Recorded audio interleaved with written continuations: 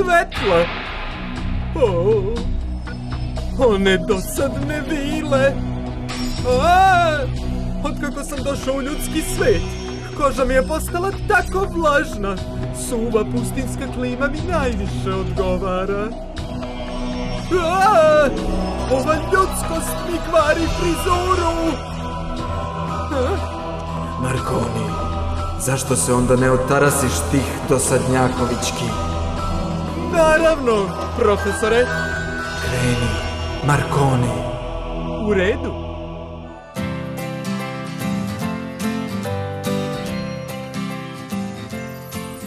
Dobro jutro.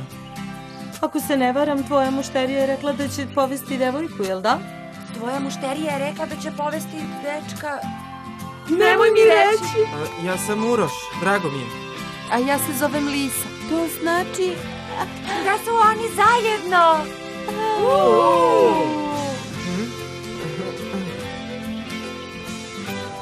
Kakva slučajnost! Koje iznenađenje! Ali... Posle roštilja ići ćemo do reke.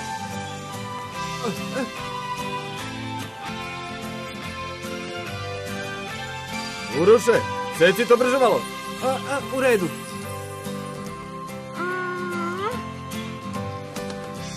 Čini mi se kao da se nisu razumeli. Idem da im kažem. Erika, sačekaj! Šta je? On će zaprositi. To je romansa odraslih. Ljubav je mreža lepih misli. Da, ljubav ti pomuti i um i osjećanja. Ali njih dvoje se nisu razumeli u ljubavi. Razumeš li, Erika? Moramo da ih pazimo do kraja. Sada razumem. Ali kako da ih nateramo da se brže pomire? Trebalo bi da postoji način da se reši taj nesporazum. Jeste li već završili? Tata! Tamo je viseći most. Hoćeš da idemo da ga vidimo svi zajedno? Da li hoćeš da slikaš? Aha, pogled s mosta je neverovatan. Viseći most? Da, viseći most. Efekat visećeg mosta. Objasnit ću ti šta je viseći most. Kad si na nekom visokom mestu, ti se uplašiš i tvoje srce počne brže da kuca, jel da? Stvarno? Tako je, da. Jel da? O ne! Most se ljulja. Uplašila sam se. Pa jesi li dobro?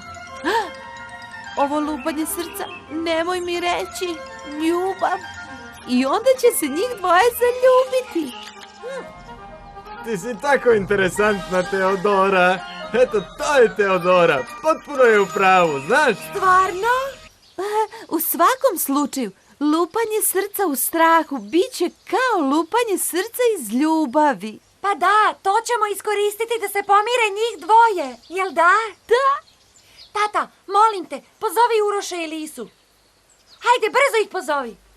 Dobro, u redu.